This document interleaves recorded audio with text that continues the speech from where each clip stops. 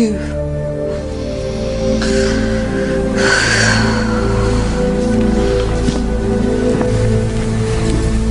We never, ever reincarnate to the I love you so much people. We always reincarnate to the situations of why we hate ourselves.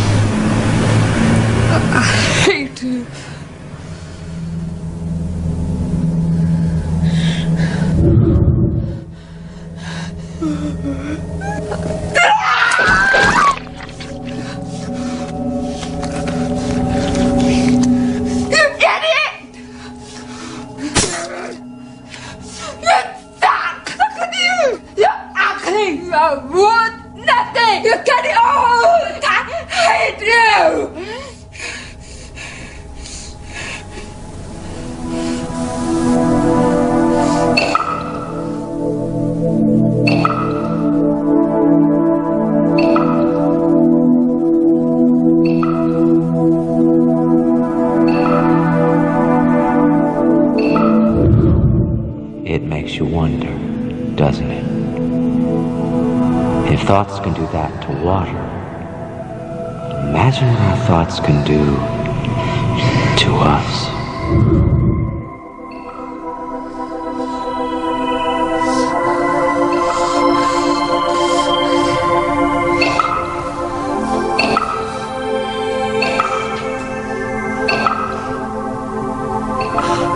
No one has ever came along and ever given you sufficient, intelligent knowledge about your beautiful self, how you work from the inside out.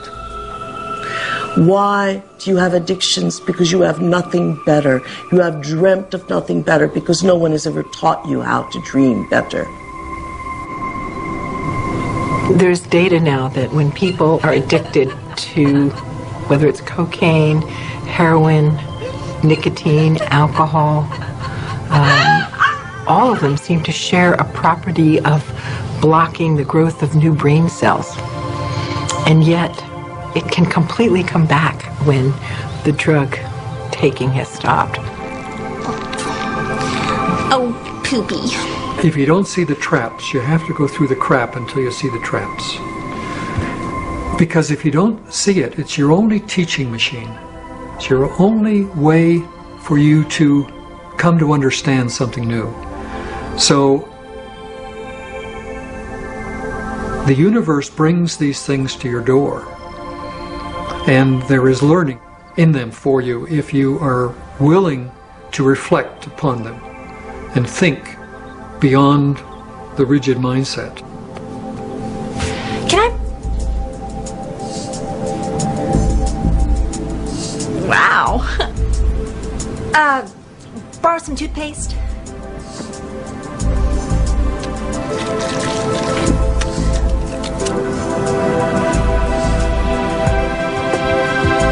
Thanks.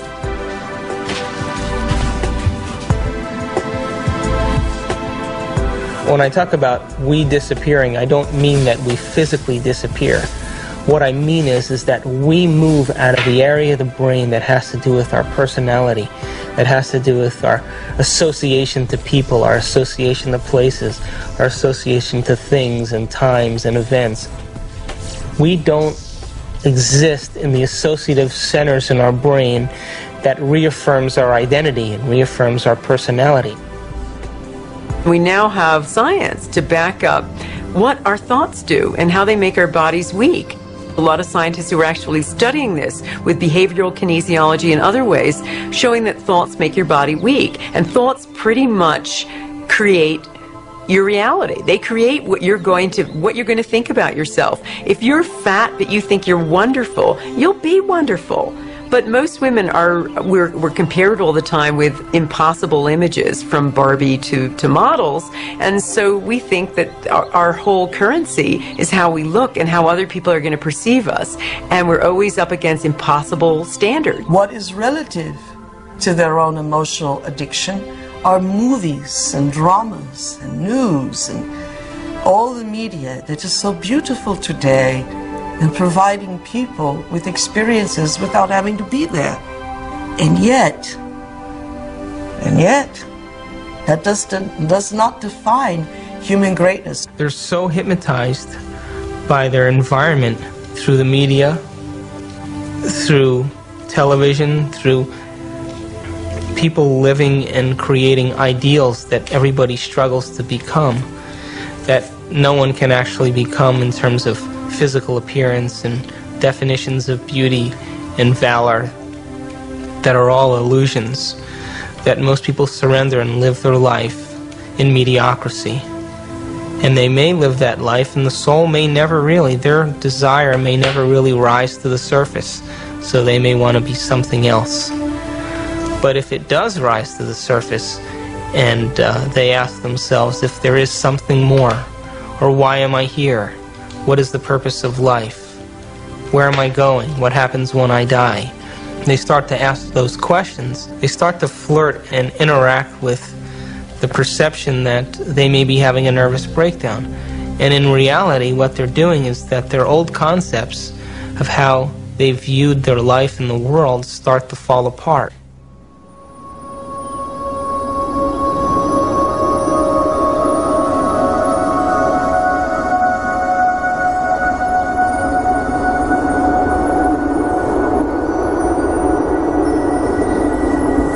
That's why very few people make this journey, because it's deeply unsettling. All of the molds that we have lived by have to be broken, and we have to liberate ourselves in this way. And sometimes there's an awkward period between the comfort that we knew before and the real state of comfort when we are the Lord of our being, which follows that interval of chaos. Most people, when they get into the chaos, give up hope and go back to the old false securities. They get to live a reasonable life and they get to die in some sort of peace, but they haven't advanced spiritually at all in that experiment that we call the life.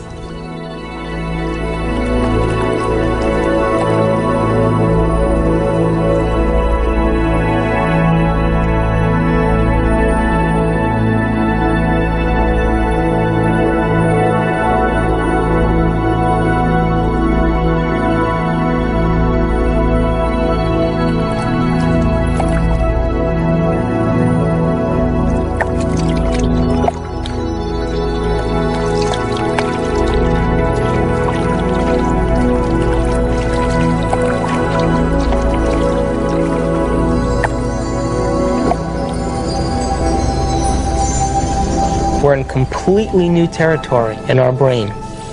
And because we're in completely new territory, we're rewiring the brain, literally reconnecting to a new concept.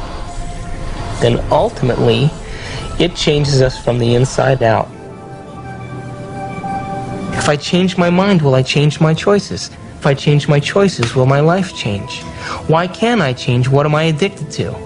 What will I lose that I'm chemically attached to? And what person, place, thing, time, or event that I'm chemically attached to that I don't want to lose because I may have to experience the chemical withdrawal from that? Hence the human drama.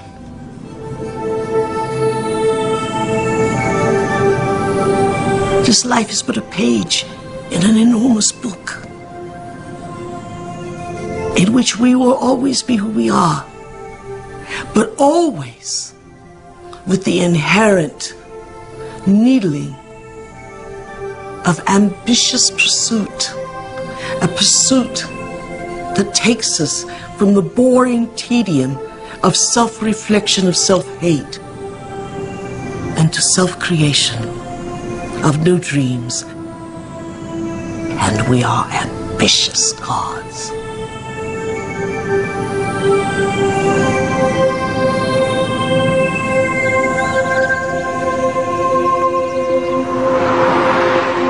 It's the only planet in the Milky Way that has habitation that is steeped in enormous subjugation of religion. You know why that is? Is because people have set up right and wrong. I did say there is no right and wrong. Does that mean that it's a free-for-all? Absolutely not. I mean, the problem that I have with right and wrong in those categories is not that I want a free-for-all, but that right and wrong doesn't go nearly far enough. They have never sinned. They have never wronged. Wronged, yes, in moral confrontations with society. But that's their adversity. That's why they're here. To wrong, to learn, to search, and use the wisdom of that to create yet greater dreams. There's nobody keeping records up there. The records are here, and I'm going to have to deal with them. That's far more painful than a record-keeping God up in the skies. So anyone who's setting out on the path of enlightenment will be absolutely impeccable in everything that they do.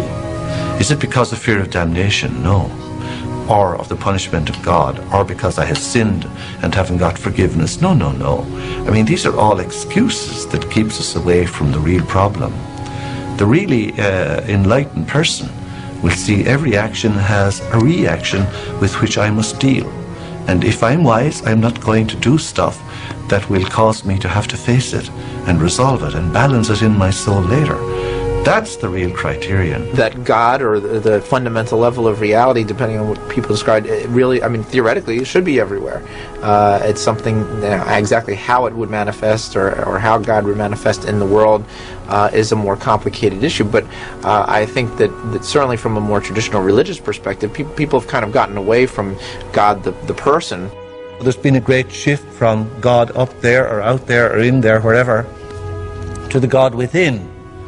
And that's an improvement, but we don't want to get some idea that God can be within and still be separate, which is what most people think.